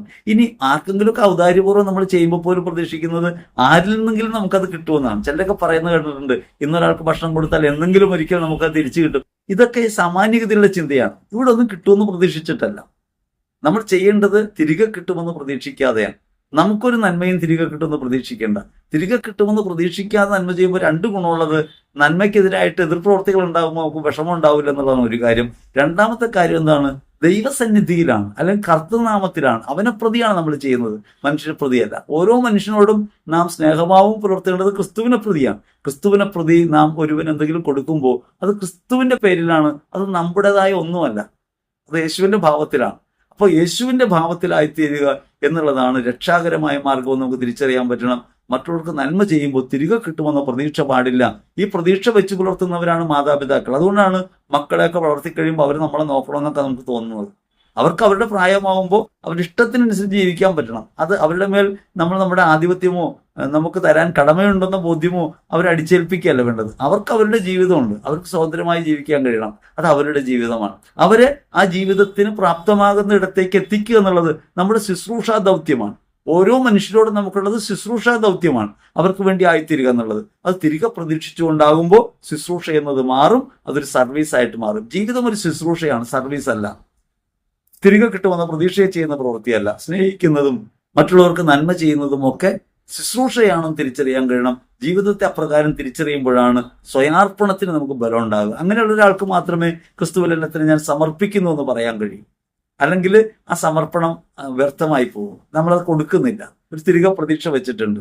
അപ്പോൾ നാം ചെയ്യുന്ന ഏത് പ്രവൃത്തിയും ക്രിസ്തുവിനാണ് നൽകുന്നതെന്നും ആരാധനയായിട്ട് നിന്നാണ് നൽകുന്നതെന്നും നമ്മുടെ ഓരോ പ്രവൃത്തിയും അവരന് വേണ്ടിയാണെന്നും ആ അവരത്വം ക്രിസ്തുവാണെന്നും തിരിച്ചറിയുമ്പോഴാണ് നമ്മുടെ ജീവിതം അർത്ഥപൂർണമായിട്ട് മാറുക എന്ന് വചനം നമ്മെ പഠിപ്പിക്കുന്നു. ഇങ്ങനെ ഒരു ജീവിതം നയിക്കുമ്പോൾ മാത്രമേ പൗലോസ്ലീഹ പറഞ്ഞതുപോലെ അനശ്വരമായൊരു കിരീടത്തിന് വേണ്ടിയുള്ള യാത്ര സുഭഗമായി തീരൂ, യാഥാർത്ഥ്യമായി തീരൂ. ഈ ലോക ജീവിതത്തെ ഒരു വ്യാപാര ബന്ധമായി കാണുന്നതാണ് സ്വാഭാവിക പ്രവണത. നമ്മുടെയൊക്കെ ജീവിതം അങ്ങനെയാണ്. നാം വായ്പ കൊടുക്കുന്നു, തിരികെ കിട്ടുമെന്നൊരു പ്രതീക്ഷ വെച്ചുകൊണ്ടാണ്. ഇത് പാപികളുടെ രീതിയാണെന്ന് ക്രിസ്തു പറയുക. തിരിച്ചു കിട്ടുമെന്ന് പ്രതീക്ഷിക്കാതെ കടം കൊടുക്കാൻ കഴിയണമെന്നാണ്. എളുപ്പമുള്ള കാര്യമല്ല. നമ്മളൊരു കാര്യം ഒരാൾക്ക് ചെയ്യുമ്പോൾ തിരികെ കിട്ടുമെന്ന് പ്രതീക്ഷിക്കാതെ ചെയ്യാൻ കഴിഞ്ഞാൽ മാത്രമേ നമുക്ക് നമ്മിൽ സ്വസ്ഥമായിരിക്കാൻ കഴിയൂ. എന്തുകൊണ്ടാണ് അസ്വസ്ഥരാകുന്നത്? തരാമെന്ന് പറഞ്ഞ ഡേറ്റിൽ തരുന്നില്ല. നമ്മൾ തിരികെ പ്രതീക്ഷ വെച്ചിട്ടാണ് കൊടുത്തിട്ടുള്ളത്, തിരികെ കിട്ടുന്നില്ല, നമുക്കത് അസ്വസ്ഥത ഉണ്ടാകും. അതേസമയം നമ്മളത് ഉപേക്ഷിച്ചാണ് കൊടുക്കുന്നതെങ്കിലോ പ്രശ്നം നമ്മുടെ അവിടെ തീർന്നു. തരുന്നയാളുടെ ബാധ്യതയാണത്. അതിനെക്കുറിച്ച് നമ്മൾ ആലോചിക്കുന്നേയില്ല. ഇങ്ങനെ തിരികെ കിട്ടുമെന്ന് പ്രതീക്ഷയില്ലാതെ വായ്പ കൊടുക്കാൻ കഴിയണമെന്ന് പറഞ്ഞാൽ അത്ര എളുപ്പമല്ല. നമ്മൾ അറിയണം, നമ്മുടേതല്ല ജീവിതമെന്നും നമ്മുടെ കയ്യിലുള്ളതൊന്നും നമ്മുടേതല്ലെന്നും വ്യക്തമായ ബോധ്യവും ധാരണയുണ്ടാകുമ്പോൾ മാത്രമേ, അല്ലെങ്കിൽ സമ്പത്തിൽ കുടുങ്ങാത്തൊരു ബോധം നമുക്കുണ്ടാകുമ്പോൾ മാത്രമേ ഇങ്ങനെ നമുക്കുള്ളവ മറ്റുള്ളവരുമായി പങ്കുവയ്ക്കാൻ നമുക്ക് കഴിയൂ, അത് വിട്ടുകൊടുക്കാൻ നമുക്ക് കഴിയൂ.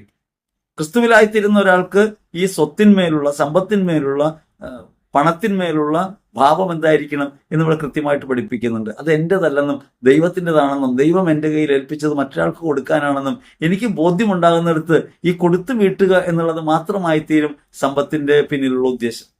സമ്പത്തിൻ്റെ ലക്ഷ്യം അതായിട്ട് മാറും. അങ്ങനെ കൊടുത്തു വീട്ടുക എന്നുള്ളത് ഒരു ജീവിത ലക്ഷ്യമായി മാറുമ്പോൾ സ്വാഭാവികമായും ഈ അവനവനിൽ തന്നെ കുടുങ്ങിപ്പോകാതിരിക്കാൻ നമുക്ക് കഴിയും. ഈ ലോകത്തിന്റെ വ്യർത്ഥതയിൽ കുടുങ്ങിപ്പോവുകയാണ് വാസ്തവത്തിൽ. തിരികെ കിട്ടുമെന്ന പ്രതീക്ഷകൾ, പണം കടം കൊടുക്കാതിരിക്കൽ, മറ്റുള്ളവരെ സഹായിക്കാതിരിക്കൽ ഒക്കെ അവനവനിൽ കുടുങ്ങിപ്പോകുന്ന അവസ്ഥയാണെന്ന് പലപ്പോഴും നമ്മൾ തിരിച്ചറിയുന്നില്ല. ക്രൈസ്തവ ജീവിതമാണ് നയിക്കുന്നത്, പ്രാർത്ഥനകളൊക്കെ ഉണ്ട്, ആചാര വഴികളിലൊക്കെയാണ് നടക്കുന്നത്. പക്ഷെ ആധ്യാത്മിക വഴിയിൽ നിന്ന് അകന്നു പോകുന്നു. ക്രിസ്തുഭാവത്തിൽ നിന്ന് അകന്നു പോയിട്ട് നമുക്ക് ക്രിസ്തുവിനെ അനുഭവിക്കാൻ കഴിയില്ലെന്ന് മാത്രമല്ല, ക്രിസ്തുവിലേക്ക് എത്തിച്ചേരാനും കഴിയില്ല. യേശുക്രിസ്തുവിനായിത്തീരുക എന്നുള്ളത് പരമാർത്ഥം, യേശുക്രിസ്തുവിനായിത്തീരുക എന്നുള്ളതാണ് പരമമായ ലക്ഷ്യം. അവൻ നമ്മിൽ തന്നെയുണ്ട്, നമ്മിൽ തന്നെയുള്ള ഒരാളാണ്. പക്ഷെ അവനിലേക്ക് നമുക്കൊരു ദൂരം ഉണ്ടാകുന്നു, ഒരു ഇന്നർ സ്പ്ലിറ്റ് നമ്മൾ അനുഭവിക്കുന്നുണ്ട്. ആന്തരികമായ ഒരു വൈരുദ്ധ്യം, നന്മയിലേക്ക് കടന്നു പോകാൻ കഴിയാത്ത വിധം ലോകയാഥാർത്ഥ്യങ്ങൾ നമ്മെ പിന്നോട്ട് വലിക്കുന്നു. ഈ ലോകയാഥാർത്ഥ്യങ്ങളെ അനശ്വരമായൊരു യാഥാർത്ഥ്യം കൊണ്ട് നമുക്ക് മറികടക്കാൻ കഴിയുമ്പോഴാണ് നമ്മിൽ വസിക്കുന്ന ക്രിസ്തുവിനെ നമുക്ക് അനുഭവിക്കാൻ കഴിയുക. എപ്പോ അവനവനിൽ തന്നെ ക്രിസ്തുവിനെ നമുക്ക് സാക്ഷാത്കരിക്കാൻ കഴിയുന്നുവോ അപ്പോഴാണ് ജീവിതം അർത്ഥപൂർണമായിട്ടും മാറുക. ഈ ലോകത്ത് നേടുന്നവയൊന്നും നിലനിൽക്കുന്നവയെല്ലാം നമുക്കറിയാം. ഈ ലോകത്ത് നേടുന്നവയൊന്നും നമുക്ക് കൂടെ കൂട്ടാൻ കഴിയുന്നവയല്ലെന്നും നമുക്കറിയാം. ഇവയൊക്കെ താൽക്കാലികങ്ങളാണെന്നും താൽക്കാലിക ഉപയോഗത്തിന് മാത്രമായി നൽകപ്പെട്ടവയാണെന്നും നമുക്ക് തിരിച്ചറിയാൻ കഴിയും. ഭക്ഷണം നമുക്ക് ആവശ്യമുള്ള സമയം കഴിഞ്ഞിരുന്നാൽ അത് കേടായി പോകും, അത് നമുക്കുള്ളതല്ലാതായി മാറും. അതുകൊണ്ട് നമ്മുടെ കയ്യിലുള്ളവ നിലനിൽക്കുന്നവയല്ലെന്നും യാഥാർത്ഥ്യമായവ അനശ്വരമായവയാണെന്നും അനശ്വരമായവയാണ് ലക്ഷ്യം വെക്കേണ്ടെന്നും വരുമ്പോൾ സ്നേഹം പരമപ്രധാനമായിട്ട് മാറും. സ്നേഹം എന്നത് വിവേചനശേഷിയോടെ കൊടുക്കാവുന്ന ഒരു കാര്യമല്ല, സകലരിലേക്കും ഒഴുകേണ്ടതാണ്. നമ്മുടെ പ്രണയം എന്ന് പറയുന്ന അനുഭവം നമ്മെ സ്വയം ദാനം ചെയ്യാനുള്ള ശേഷിയാണ്. അത് ഒരാളിലായി പരിമിതപ്പെടുത്താൻ സാധ്യമല്ല. സകലർക്കും വേണ്ടി ആയിത്തീരുക എന്നുള്ളതാണ്. ക്രിസ്തുവിന്റെ പ്രണയഭാവത്തിലേക്ക് എത്തുക എന്നുള്ളത് സമസ്ത ലോകത്തിനും അനുഗ്രഹപ്രദമായി മാറുക എന്നുള്ളതാണ്. മറ്റുള്ളവർക്ക് വേണ്ടി ആയിത്തീരുക എന്നുള്ളതാണ്. ഇങ്ങനെ ഒരു സ്വയം നിഷേധത്തിലൂടെയുള്ള സ്നേഹഭാവം ലോകത്ത് പ്രകടിപ്പിക്കുമ്പോഴാണ്, ലോകത്ത് അനുഭവപ്പെടുത്തുമ്പോഴാണ് ക്രിസ്തുവിന്റെ സുവിശേഷം ലോകത്തോട് പറയാൻ പറ്റുക, നമുക്ക് തന്നെ സുവിശേഷമാകുന്ന അനുഭവം ഉണ്ടാകുക. വചനം കൃത്യമായിട്ട് നമ്മൾ ഓർമ്മിപ്പിക്കുന്നു. ശത്രുക്കളെ സ്നേഹിക്കുകയും തിരിച്ചു കിട്ടുമെന്ന് പ്രതീക്ഷിക്കാതെ കടം കൊടുക്കുകയും വായ്പ വാങ്ങാൻ വരുന്നതിൽ നിന്ന് ഒഴിഞ്ഞു നിൽക്കാതിരിക്കുകയൊക്കെ ചെയ്യുമ്പോൾ യഥാർത്ഥത്തിൽ നമ്മൾ അത്യുന്നതന്റെ പുത്രന്മാരായിട്ട് മാറും. വചനം കൃത്യമായിട്ട് പറയുന്നു, ശത്രുക്കളെ സ്നേഹിക്കുകയും തിരിച്ചു കിട്ടുമെന്ന് പ്രതീക്ഷിക്കാത്ത നന്മ ചെയ്യുകയും തിരിച്ചു കിട്ടുമെന്ന് പ്രതീക്ഷിക്കാതെ വായ്പ കൊടുക്കുകയൊക്കെ ചെയ്യുമ്പോൾ നിങ്ങളുടെ പ്രതിഫലം അപ്പോൾ വലുതായിരിക്കും. അങ്ങനെയൊക്കെ ചെയ്യുമ്പോൾ നമ്മുടെ പ്രതിഫലം വലുതായിരിക്കും. അത്യുന്നതന്റെ പുത്രന്മാരെ നമ്മൾ വിളിക്കപ്പെടും. ഭൂമിയിൽ കൃപകീടങ്ങളായി ജീവിക്കുന്ന നമ്മൾ ദൈവത്തിന്റെ മക്കളായി മാറാൻ വേണ്ട ഒരു പ്രധാനമായ പ്രവൃത്തി, അത്യുന്നതന്റെ പുത്രനാണെന്ന് വിളിക്കപ്പെടാനുള്ള പ്രധാന പ്രവൃത്തി ഇപ്രകാരം ക്രിസ്തു അനുഗമനമാണ്. അവൻ ഈ ഭൂമിയിൽ നമുക്ക് ചെയ്തു തന്ന ഏറ്റവും പ്രധാനപ്പെട്ട ജീവിത രേഖയായി നമുക്കിതിനെ കാണാൻ പറ്റണം. അങ്ങനെ കാണുമ്പോഴാണ് യഥാർത്ഥത്തിൽ നമുക്ക് ക്രിസ്തുവിലേക്ക് എത്തിച്ചേരാൻ പറ്റുക. രണ്ടാമത്തെ കാര്യം, ഇങ്ങനെ ചെയ്യാൻ പറ്റാതെ പോകുന്നിടങ്ങളിലൊക്കെ അനുതാപമുള്ളവരായിട്ട് മാറുമ്പോഴാണ് ഇതിലേക്ക് എത്തിച്ചേരുക. അത്ര എളുപ്പമല്ല. ക്രിസ്തുഭാവം ഹൃദയത്തിൽ ദൃഢമാകുമ്പോഴാണ്. അപ്പോൾ ഇതിലേക്ക് എത്തിച്ചേരാൻ കഴിയാതെ പോകുന്ന നമ്മുടെ ജീവിതഭാവത്തെക്കുറിച്ച് അനുതാപമുള്ളവരായിട്ട് മാറാൻ നമുക്ക് കഴിയുക. ആ അനുതാപമാണ് ക്രിസ്തു സ്നേഹത്തിലേക്ക് നമ്മൾ അടുപ്പിക്കുക. അങ്ങനെ അനുതാപപൂർണമായി ജീവിക്കുകയും അതേസമയം ക്രിസ്തുവിനെ പ്രതി മറ്റുള്ളവർക്ക് വേണ്ടി സ്വയം ഉപേക്ഷിക്കാനായി ഹൃദയമൊരുക്കുകയും ചെയ്യുമ്പോൾ നിങ്ങൾ ദൈവത്തിന്റെ സ്ഥാനത്തേക്ക് വരുന്നു, അത്യുന്നതന്റെ കാരുണ്യത്തിലേക്ക് വരുന്നു. നിങ്ങളുടെ സ്വർഗസ്ഥനായ പിതാവ് കരുണയുള്ളവനായിരിക്കുന്നത് പോലെ നിങ്ങളും കരുണയുള്ളവരായിരിക്കണം. അതാണ് നമ്മുടെ ദൈവവിളിയെ തിരിച്ചറിയണം. ഈ ദൈവവിളിയെ തിരിച്ചറിയുമ്പോഴാണ് ഞാൻ എന്നിൽ നിന്ന് ബലപ്പെടുത്തങ്ങളൊക്കെ വിട്ട് ലോകസമക്ഷം എല്ലാവർക്കും വേണ്ടിയായിട്ട് ജീവിക്കാൻ പറ്റുക. ഇങ്ങനെ എല്ലാവർക്കും വേണ്ടിയായിട്ട് ജീവിക്കാൻ വിളിക്കപ്പെട്ടവരാണ് നമ്മളെന്നും അതുകൊണ്ട് പ്രതികൂലങ്ങളെന്നും പ്രതികൂലങ്ങളായിട്ടല്ല കാണേണ്ടതെന്നും നാം തിരിച്ചറിയണം. പഴയ നിയമത്തിൽ ഗോത്രീയമായൊരു കാലത്ത് നീതിയെക്കുറിച്ചുള്ളൊരു ബോധമുണ്ട്. അവിടെ മോശ ന്യായാധിപന്മാരെ നിയമിക്കുമ്പോൾ പറയുന്നുണ്ട്, തർക്കങ്ങളൊക്കെ ന്യായമായിട്ട് പരിഹരിക്കണം, ഇരുവരെയും ചെറിയവനെയും വലിയവനെയും കേൾക്കണം, എന്നിട്ട് ന്യായമായി വിധിക്കണം. ഇത് ഒരു പഴയ നിയമ ബോധ്യമാണ്. പഴയ നിയമത്തിൽ ഇങ്ങനെയാണ്, ന്യായാന്യായങ്ങൾക്ക് ബോധ്യമുണ്ട്. ഈ ബോധ്യങ്ങളിൽ നിന്ന് നമുക്ക് പുറത്തു കിടക്കേണ്ടി വരും ക്രിസ്തുവിലാവുമ്പോൾ. കാരണം ഇവിടെ വിധിക്ക് യാതൊരു യോഗ്യതയും നമുക്കില്ല. ഒരുവനെയും വിധിക്കാനോ ഒരുവനെ അകറ്റി നിർത്താനോ നമുക്ക് കഴിയില്ല. പഴയ നിയമത്തിൽ വിധിയാളന്റെ സ്വഭാവത്തിലേക്ക് ന്യായാധിപന്മാർ വരുന്നുണ്ട്. അവർ നന്മതിന്മകളെ കുറിച്ച് കാർക്കശ്യബോധത്തോടെ വിധിക്കേണ്ടതുണ്ട്.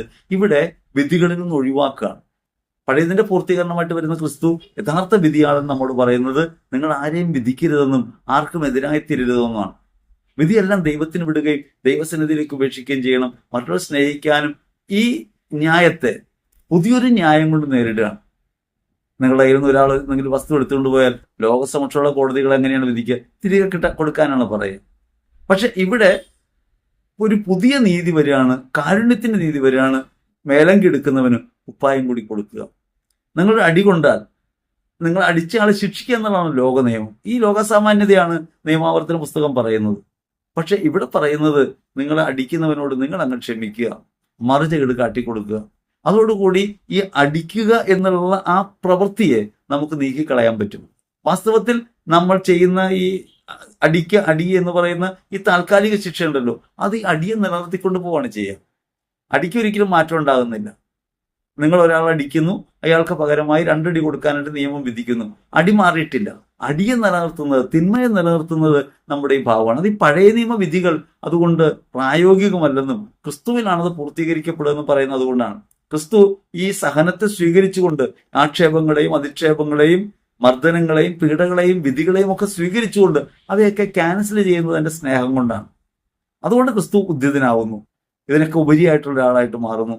ഞാൻ നിങ്ങൾ വിളിക്കപ്പെടുന്ന അത്തരത്തിലേക്കാണെന്ന് വചനം പറയുക. ഇതൊക്കെ നമുക്ക് കഴിയാതെ പോകാം. അതുകൊണ്ടാണ് യെശയ്യാ പ്രവചനത്തിൽ 1-ാം അധ്യായത്തിൽ 16 മുതൽ 20 വരെ തിരുവചനങ്ങളൊക്കെ നമ്മൾ വായിക്കുന്നത്. നിങ്ങൾ അനുദപിക്കണം, നിങ്ങൾ ദുഷ്ടതകൾ കഴുകി മാറ്റണം, നിങ്ങൾ ദൈവത്തിലേക്ക് തിരിയണം, നിങ്ങളെ തന്നെ കഴുകി വൃത്തിയാക്കുവിൻ, ദുഷ്കർമ്മങ്ങൾ നിങ്ങളുടെ നീക്കിക്കളയും. നീക്കിക്കളയാവുന്ന പ്രവൃത്തി യഥാർത്ഥത്തിൽ ഈ പറഞ്ഞ സ്നേഹം കൊണ്ട് മാത്രമേ നടക്കൂ. അല്ലെങ്കിൽ ആ ദുഷ്കർമ്മം അവിടെ നിലനിൽക്കും. ഒരാളെ അടിക്കുക, ദുഷ്കർമ്മം അവിടെ തന്നെ നിൽക്കുന്ന അടി എന്ന് പറയുന്നത് മാറുന്നില്ല.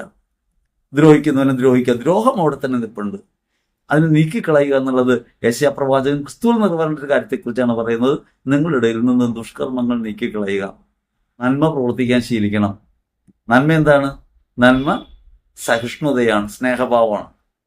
അത് ക്രിസ്തുവിൽ വെളിപ്പെട്ടതാണ്. ആ ക്രിസ്തുവിൽ വെളിപ്പെട്ട നന്മയിലേക്ക് നമുക്ക് പോകാൻ പറ്റണം. തിന്മയ്ക്ക് പകരം തിന്മ എന്നുള്ളത് ഒരിക്കലും തിന്മയെ നീക്കിക്കളയുന്ന പ്രവൃത്തിയല്ല. അനാഥർക്ക് വേണ്ടി നീതി ചെയ്യണം, വിധവകൾക്ക് വേണ്ടി വാദിക്കണം, നന്മ ചെയ്യുന്ന പ്രവൃത്തികൾ നമ്മുടെ ഭാഗത്തുണ്ടാകണം, നീതിയുടെ പ്രവൃത്തി ഉണ്ടാകണം. നീതിയുടെ പ്രവൃത്തി കാരുണ്യത്തിന്റെ പ്രവൃത്തിയാണ്. നമ്മുടെ സ്വർഗസ്ഥനായ പിതാവ് അനന്ത കാരുണ്യമായിരിക്കുന്നത് പോലെ നിങ്ങളും കാരുണ്യമായിട്ട് മാറണം. ക്രിസ്തു പിതാവിന്റെ ഈ കാരുണ്യം തന്റെ ജീവിതം വഴി വെളിപ്പെടുത്തുന്നുണ്ട്. ക്രിസ്തുവിൽ വെളിപ്പെട്ട കാരുണ്യത്തിലേക്കാണ് നാം വിളിക്കപ്പെടുന്നത്. അതാണ് യഥാർത്ഥത്തിൽ നീതീകരിക്കുന്ന ഒന്നായിട്ട് മാറുക. എന്നെ തന്നെ ഞാൻ നീതീകരിക്കുകയല്ല, അവരെ നീതീകരിക്കുന്നവനായി ഞാൻ മാറുമ്പോൾ ദൈവത്തിന്റെ കാരുണ്യം ലോകത്ത് ഞാൻ വെളിപ്പെടുത്തും. അതുകൊണ്ടാണ് നിങ്ങൾക്കെതിരാകുന്നവർ ആരായാലും അവരെ നിങ്ങൾ ക്രിസ്തുവിന്റെ സ്നേഹത്തിൽ തിരികെ സ്നേഹിക്കുമ്പോൾ, യേശുവിനെ പ്രതി സ്നേഹിക്കാൻ തുടങ്ങുമ്പോൾ അനന്തമായ കാരുണ്യം ലോകത്ത് വെളിപ്പെടും. ഈശോയിലേറ്റവും പ്രിയപ്പെട്ടവരെ, അത്ര എളുപ്പമുള്ള കാര്യമല്ല. ഇതിലൊക്കെ വീഴ്ച ഉണ്ടായിട്ടുള്ളവരാണ് നമ്മൾ, കുറവുകളും പോരായ്മകളുള്ളവരാണ്. അതിനെക്കുറിച്ച് ഖേദിക്കുകയല്ല വേണ്ടത്. നമ്മൾ ഓർക്കണം, നിങ്ങളെ തന്നെ കഴുകി വെടിപ്പാക്കണം. നിങ്ങളെ നിർമ്മലനാക്കുമെന്ന് പറഞ്ഞ ഒരാളുണ്ട്, കർത്താവിലേക്ക് തിരിയുവിൻ, അപ്പോൾ നിങ്ങൾ നിർമ്മലരായിത്തീരും. അനുതാപപൂർണം ക്രിസ്തുവിലേക്ക് നാം തിരിയുമ്പോൾ നമ്മുടെ പാപക്കറകൾ കഴുകി മായ്ക്കപ്പെടും. യെശയ്യാ പ്രവചനം അത് പറയുന്നുണ്ട്. വരുവിൻ, നമുക്ക് രമ്യതപ്പെടാം. ഓരോ നിമിഷവും ഈ തിരികെ നടപ്പായി മാറണം. ക്രിസ്തുവിലേക്കുള്ള തിരികെ നടപ്പും. അപ്പോൾ നമ്മുടെ പാപം എത്ര കടിഞ്ഞും ഒപ്പാണെങ്കിലും അത് തൂമഞ്ഞു പോലെ വെളുപ്പിക്കപ്പെടും. ക്രിസ്തുവിന്റെ രക്തത്താൽ കഴുകി വെളുപ്പിക്കപ്പെട്ട ഒരു ജീവിതമായി നമ്മുടെ ജീവിതം മാറും. ഈശോയിലേറ്റവും പ്രിയപ്പെട്ടവരെ, നമ്മുടെ പരിമിതികളും പോരായ്മകളും ഒക്കെ നമുക്കറിയാം. നാം ഇതൊക്കെ പറയുമ്പോഴും സ്വർഗസ്ഥനായ പിതാവ് കാരുണ്യവാനായിരിക്കുന്നത് പോലെ കാരുണ്യവാന്മാരാകേണ്ടവരാണ് നമ്മളെന്ന് പറയുമ്പോഴും നമ്മുടെ പരിമിതികളും പോരായ്മകളും നമുക്കറിയാം. ക്രിസ്തുവിലേക്ക് എത്തിച്ചേരാൻ കഴിയാത്ത അകലം നമുക്കറിയാം. ഈ അകലം തിരിച്ചറിയുമ്പോൾ നമുക്ക് ക്രിസ്തുവിലേക്ക് തിരിയാൻ, രമ്യതപ്പെടാം. അങ്ങനെ അവന്റെ വചനം പാലിക്കുന്നവരായി മാറാൻ, ക്രിസ്തു സ്നേഹത്തിലേക്ക് തിരികെ നടക്കുന്നവരായി മാറാൻ എത്രത്തോളം നമ്മൾ ആഗ്രഹിക്കുന്നുവോ, പരിശുദ്ധാത്മാവിൽ എത്രത്തോളം നമ്മുടെ ജീവിതത്തെ ക്രമപ്പെടുത്തുന്നുവോ അത്രത്തോളം ജീവിതം അനുഗ്രഹപ്രദമായിട്ട് മാറും. അപ്പോഴാണ് യഥാർത്ഥ സാക്ഷ്യമായിട്ട് മാറുക. ലോകസമക്ഷം തിന്മയെ നന്മ കൊണ്ട് നേരിടേണ്ടത് എങ്ങനെയാന്ന് പഠിപ്പിക്കാൻ, ലോകത്തെ പഠിപ്പിക്കാൻ കഴിയുക, സുവിശേഷമായി മാറുക. അങ്ങനെ സുവിശേഷമായി മാറാൻ വിളിക്കപ്പെട്ടവരാണ് നമ്മളെന്ന ബോധം നമ്മളെ നയിക്കട്ടെ. നമ്മുടെ ജീവിതത്തിന്റെ ഓരോ നിമിഷങ്ങളിലും തിന്മയ്ക്കെതിരായ യുദ്ധത്തിൽ നമുക്ക് ഉറച്ചു നിൽക്കാൻ കഴിയട്ടെ. എഫേസ്യർ 6:10 മുതൽ 17 വരെ തിരുവചനങ്ങൾ പറയുന്നത് പോലെ പ്രഭുത്വങ്ങൾക്കും ആധിപത്യങ്ങൾക്കും അന്ധകാര ലോകത്തിന്റെ അധിപന്മാർക്കുമെതിരായുള്ള യുദ്ധത്തിൽ സ്നേഹത്തിന്റെ പ്രവൃത്തിയായി, കാരുണ്യത്തിന്റെ പ്രവൃത്തിയായി നമ്മുടെ ജീവിതം മാറിത്തീരാൻ പരിശുദ്ധാത്മാവ് നമ്മെ സഹായിക്കട്ടെ. ക്രിസ്തുവിൽ നാം അങ്ങനെ വിജയം വരിക്കട്ടെ എന്ന് ഹൃദയപൂർവ്വം ആശംസിക്കുന്നു. ദൈവം നമ്മെ അനുഗ്രഹിക്കട്ടെ. ആമേൻ.